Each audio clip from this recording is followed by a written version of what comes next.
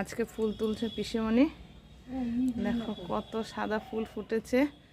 করবি একটা কুড়ি যা এসছে, কিন্তু যখন ফুটবে সব একসঙ্গে ফুটবে আবার। আর এদিকে জবা ফুলের কি অবস্থা করেছে দেখো। হ্যাঁ, পাপড়ি ছিঁড়ে ফুলটা পুরো ছিঁড়ে ফেলেছে। শুধু এখানেই শেষ না, মোটামুটি এদিকে 3-4টের মতো ফুল ছিল, সব ছিঁড়ে ছিঁড়ে ফেলে রেখে গেছে। দেখতে পাচ্ছ, ওই যে কুড়ি আছে, কুড়ি থাকলে কি হবে, ফুল তো আর আমরা পাবো না। ফুল নিয়ে যারা খেলা করে তারাই করবে, কি হবে আর। কালকেও রোদ উঠেছে, একটু বেলার দিকে ছিল হালকা হালকা, কিন্তু কালকে ছাদে উঠে দিতে পারিনি রোদে কিছু, তাই আজকে দিলাম। আবার স্নানও করলাম, কারণ আজকে আমাদের ঠাকুরকে ভোগ রান্না করে দিতে হবে। তাই স্নান টান করে সব রেডি হয়ে গেছি। আর পিছনে পুজো করবে, আমি এদিকে ভোগেরটা করবো। না দাঁড়া, কেমন করে ফুলটা ফুটেছে গো।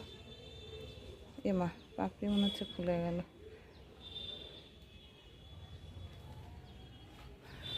চলো আর নেই। হ্যাঁ, যে মাথাগুলো ভেঙে নিয়ে না। চলো, খুব রোদ।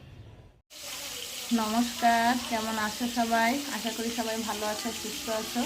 দেবযানী ডেলি ব্লগ চ্যানেলে নতুন একটা ব্লগে তোমাদের সবাইকে অনেক স্বাগত জানিয়ে তোমাদের সবাইকে সঙ্গে নিয়ে আজকের ব্লগটা শুরু করছি। কেমন সারাদিন তোমরা আমার সঙ্গে থেকো, আশা করি ভিডিওটা ভালো লাগবে। সকালে সেই ছাদে গেলাম, তখন তো দেখালাম তোমাদের ফুল তুলছে, পিছনে ফুল তুলে নিয়েছে।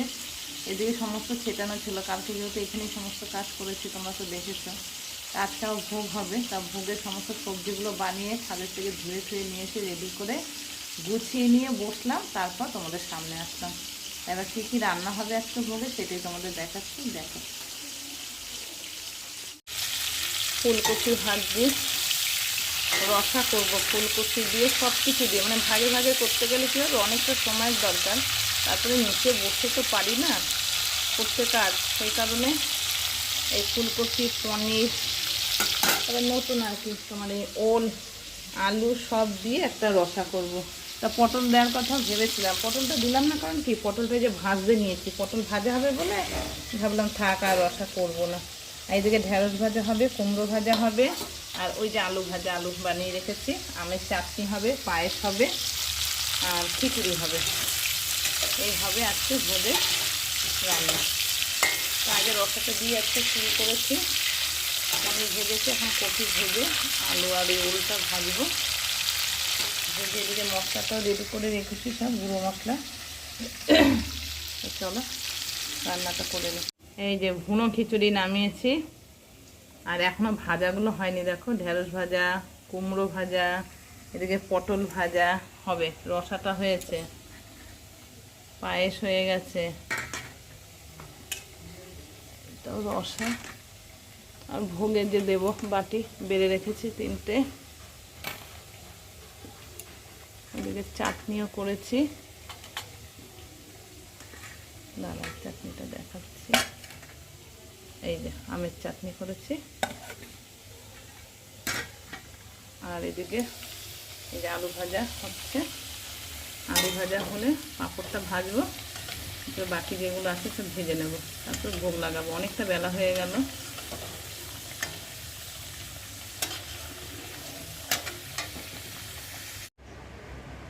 এই যে ভোগের থালা সব রেডি করা হয়ে গেছে, শুধু মিষ্টিটা দেব বাটার মধ্যে এখন, তারপর ঠাকুরকে ভোগ লাগিয়ে দেবো। তাহলে চলো এবার চলে যাই।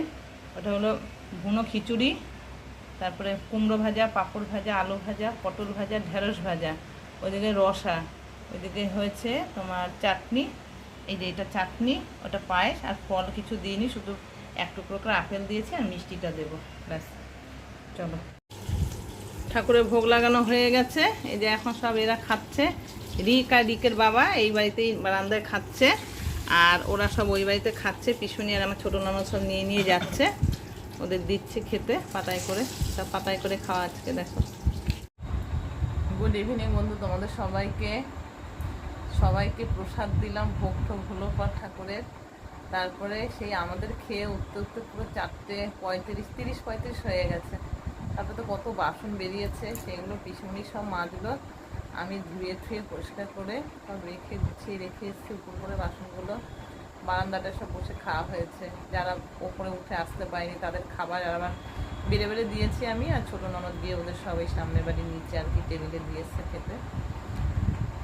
বারান্দা মোছা এইসব করে গা ধুয়ে আর বসবো, বসে তোমাদের সঙ্গে কথা বলবো। আমার আর ক্ষমতা নেই বসার, কারণ বসে তো নিচে বসতে পারি না, বসা বারণও আছে আমার, আর এখন একদম বসতে পারি না চাইলেও। এবার ধরো কালকে সারাদিন ঠাকুরের ওই কাজগুলো করেছি নিচে বসে বসে, আজকে সকাল থেকে রান্না করেছি সবই তো নিচে, আর মাজা থেকে পা যেন যন্ত্রণা ফেটে যাচ্ছে। তাই এসে গা কাপড় ধুয়ে এসে কোনো রকম আমি কথা বলবো কি, আমি শুয়ে পড়েছি পুরো। আর ঘুম আসলো, ঘুম তো নেই, আর ঘুম আসলো যে ঘুমাবো যন্ত্রণায়, আর ঘুম নেই, তার জন্য তোমাদের সামনে আসতে পারিনি। যাই হোক, এখন বাজে 8টা বাজতে 5 মিনিট বাকি আছে এখন। তা এখন রাতের একটু খাবার দাবার করতে হবে আর কি। ঘন খিচুড়ি করেছিলাম, অল্প একটু রয়েছে। তা আমার এক ননদের আসার কথা ছিল, সে আসেনি। তা আমাদের ড্রাইভার কাকু আসবে, ড্রাইভার কাকুকে দেবো। আর একটা ছেলে আসে আর কি গঙ্গা জল দিতে, সেই ভাইটাও আসার কথা ছিল, ওকেও প্রসাদ দেবো বলে রেখে দিয়েছি সব। তা এখন আসলো কিনা দেখি, তা না হলে এখন আমি রাতের যে রান্না, একটু কাঁচা মুগের ডাল করবো, হালকা করে ভেজে নিয়ে ডালটা, আর একটু ভাজবো।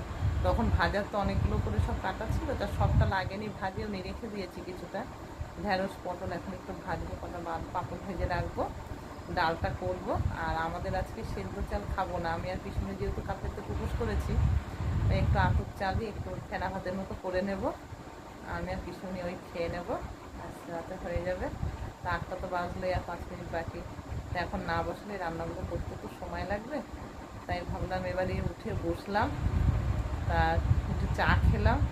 ছেলে দোকান থেকে চা কিনে এনে দিয়েছে জানো, কারণ আজকে আমাদের ওইদিকে তো সব মানে আশের ওদিকে রয়েছে, সেগুলো আর আজকে নিরামিষ বাসনে করতে পারবো না, যেহেতু আশের বাসনে খাবো না। ছেলেকে বললাম একার জন্য আবার কি আলাদা করে চা পাতা কিনে এনে চা করে খাবো, আমাকে একটু দোকান থেকে কিনে এনে দে। তা দুধ চা তো মুখের সাথে ভালোই লাগে, সবারই ভালো লাগে, কিন্তু খাই তো লিকার চা, যেহেতু অম্বল হয়ে যায়, সহ্য হয় না বলে। তা দুধ চা ভালোবাসি বলে রিকাবাসী দুধ চা দোকান থেকে কিনে এনে দিয়েছি জানো, এত ভালো চাটা হয়েছে কি বলবো। তা চাটা খেলাম, রিক তো করতে চলে গেছে আমাকে চা দিয়ে। তা এখন চাটা খেয়ে যেন একটু শরীরটা ভালো লাগছে। তা রান্নাটা করে নিই রাতে। তা চলো রান্না করি, কী কী করবো আবার দেখাবো তোমাদের। চলো বসিয়ে দিই কেমন। দেখো বন্ধুরা, 8টা বাজে 5 বাকি, তখন তোমাদের বললাম তোমাদের সঙ্গে কথা বলাটা কমপ্লিট করে আমি গ্যাসটা ধরিয়ে বসিয়েছি ওদিকে রান্না। ঢেঁড়স ভাজলাম, পটল ভাজা, আলু ভাজা, 3 রকম ভাজা। এই ভাজা করতে আমার কতক্ষণ যে লেগে গেল, কারণ গ্যাসটা এত ডিস্টার্ব করলো। সকালেও করেছে, এটা নিরামিষ ওভেন তো সবসময় ইউজ হয় না বলে একটু সমস্যা হয়, একবার সবসময় হয় না। এর আগে ওটাকে সার্ভিসিং করেছে, ওভেনটা বেশ ভালো চলছিল, কিন্তু আজকে সকালের দিকে ডিস্টার্ব হয়েছে যখন আমি ঠাকুরের ভোগের রান্না করছিলাম।